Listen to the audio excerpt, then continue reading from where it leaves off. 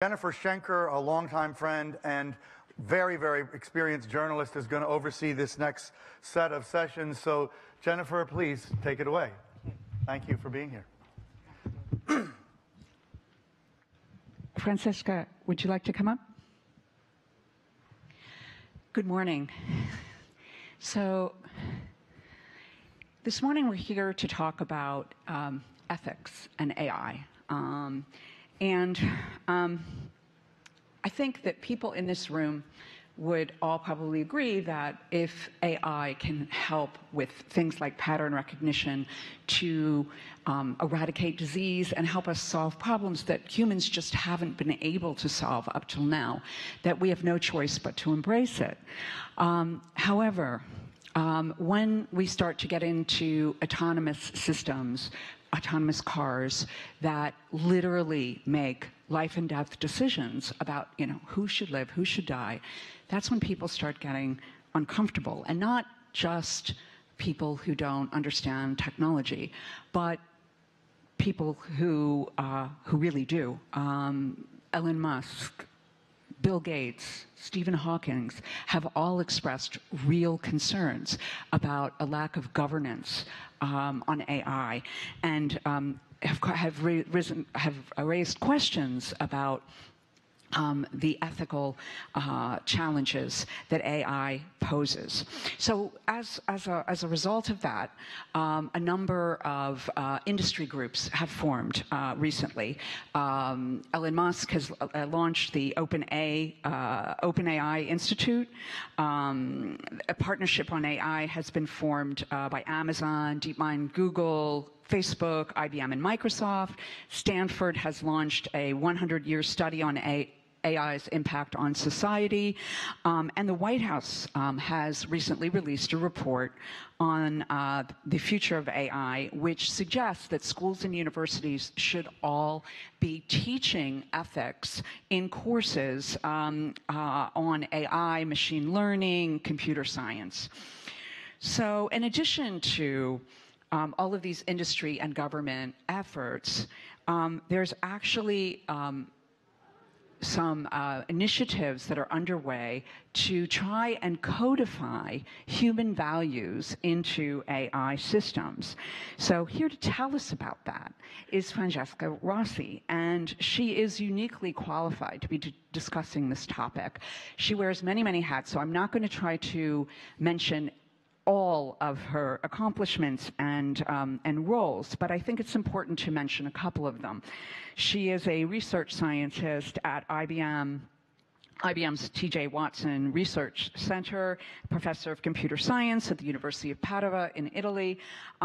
Her focus, a big part of her focus, is on ethical issues surrounding the development of behavior of AI systems, in particular decision support systems for group decision making, and that's something that we will come back to. She's co-chair of the Association for the Advancement of Artificial Intelligence AI and Ethics Committee, a member of the Executive Committee of the IEEE's Global Initiative on Ethical Considerations on the Development of Autonomous Intelligent Systems, and she's a member of the World Economic Forum's Council on AI and Robotics. So tell us, Francesca, from a philosophical point of view, who decides what are human values? Is it a programmer rushing to meet some sort of, product release deadline? Is it a company that has to report to shareholders? Should it be the government? Should it be a standards body? How do we define what are human values? How do we have agreement on that, and who decides? Yeah, so that's a very good question. That there are not many answers to that, and I think the only way to tackle that question is to really engage in a very multidisciplinary discussion with people and experts from many disciplines, and not just AI people like I am, but also philosophers, psychologists, and many different disciplines. In fact, it's one of the first questions that comes when you start discussing these issues, both in this IEEE initiative that you mentioned, but also when you want really to do solid and concrete research to actually embed these ethical principles into, for example, decision support systems, like it's in my case. So, for example, I have a project that has to do exactly with that, and where we work, AI people, together with psychologists from Harvard, for example, who is very active in this discussion, Joshua Green, some of you may know him, and he's really great in trying to understand how to, what values should be put in. Of course, you know that there are many initiatives that think that, for example, somebody has kind of crowdsourcing approach, like at MIT. Some people, use that to understand what people really think about, for example, one instance of these moral dilemmas that people have talked about, like the trolley problem in self-driving cars, but you can have many other instances of these morally, related decisions that AI systems will have to make. But really, the point is that I think there is definitely no universal set of values. It's very task-specific and scenario-specific. So the kind of ethical principles that you want to embed in system for a companion robot are certain. And for self-driving cars is another one. For application in the healthcare domain to help doctors find the best diagnosis, the best therapy is another one. So it's very task specific, and I think that that's the only constructive way to tackle and try to give answers to this question. And I think that really, this is a very, we have to take a very constructive and even start from narrow AI, very task-specific approaches. And this is also the very constructive approach. This is also the approach that some of the people that you mentioned, like Elon Musk, is taking, because as you know, it's true that he expressed concerns, but he also supported the Future of Life Institute with the very, generous donation to actually fund research efforts, of which my project is one of them, on actually understanding with researchers and people from other disciplines how to tackle these issues. So I think that's the best way. It is really hard to tackle this issue because not only is there not agreement on human values, as you mentioned, but I'm not sure if you ask people, what are your values, that they even know. And even if they profess a certain set of values, humans are not consistent. They don't always, carry out what they say is important to them. And in fact, in the discussion, it came out that we think that really machines, once we understand how to embed ethical principles into intelligent machines, could also help humans in this respect, alert about ethical deviations, that we are not going through the right path, like think about a hiring committee that is trying to choose among the candidates, and this decision support system being there with this group of people and seeing that something in the decision-making process is not done in the right way according to the professional code or the social norms of the rules that you should follow, and that could help even people, individuals, or groups to be more ethical than we usually are. So there's been some concern expressed about, the idea of Silicon Valley being the mission control for humanity. And so, as you mentioned, there are groups forming that bring in a lot of different players coming from different perspectives to help us figure all of this out. One of them, as you also mentioned, is at MIT, and it's called Society in the Loop. And the idea is you poll the public on decisions, and then you train AI to behave in ways that fairly reflect the values of people in much the same way that elected officials are supposed to represent our point of view. So how well does this work in practice, and are there other ways to come to group decision making? So that's an interesting idea. That was what into nice experiments that they did, and they are now collecting the data that came out of the many people who participated actually in this, responding to these questions about moral, how people would behave within a moral dilemma.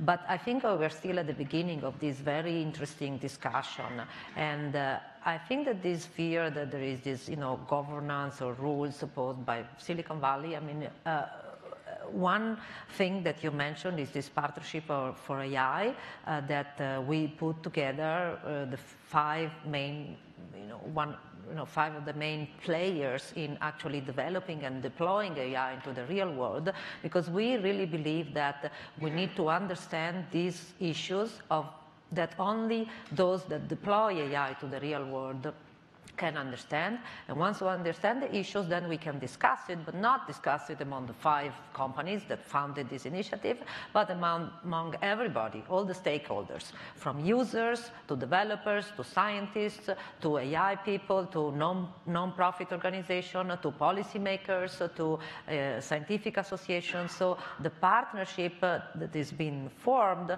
is actually a place for everybody to have a voice in the discussion, but especially those that deploy AI in the real world, because that's where the discussion should start. So some people envision a future in which every AI will have its own ethics module, and it'll be like a kind of ethics API that could be adapted to different professions and real-life scenarios and dynamically adapted over time. How would that work from a technical perspective? Would it combine both rules-based and machine learning approaches? How could you actually create an ethics API? Yeah, so there are these 2 main approaches that people have been discussing: the rule-based approach, which kind of a top-down approach. And it's like the expert system old approach, So you understand more or less what are the rules that you have to follow to function according to certain moral values and ethical principles. You code them up into rules, and once they are rules, so you can code them into the machine. But of course, it's very brittle. It doesn't cope well with the uncertainty of the real-world scenarios, and is not easily generalizable. So that cannot be enough. It could be for some aspects of this ethical principle, but cannot be enough. And then there is this other bottom-up approach that says, okay, let's just let the machine observe what humans do in their everyday profession, assuming that they will perform their job in an ethical way, and then let's just observe, and by some machine learning technique like reverse reinforcement learning or other ones, let's just build the machine that actually can behave without really having rules on how to do that, can behave in that ethical way. And of course, this is another completely different approach from the rule-based ones, but again, this is not enough by itself, we think, because by just observing and behaving like people, you may leave out some very essential, behaviors, like, I don't know, people usually mention this chatbot that Microsoft put over Twitter that just observed and behaved like the other people, and soon it became not very ethical. So you have to really put the 2 approaches together. So the whole this scientific and research discussion is how to put these 2 things together, how to combine them in order to make something which is general enough as the main rules, but is also flexible and not brittle. I think you've made a really interesting observation. We always assume that we're the gold standard, but in fact, people are not, necessarily very ethical. Yeah. So if we're, moving towards a world of autonomous systems, but also, AI and people will be jointly making decisions. So, say the AI is scanning millions of X-rays or whatever it is, looking for anomalies, and then the human medical expert looks at the difficult cases and makes a decision. Will autonomous and semi-autonomous AI require different kinds of restraints?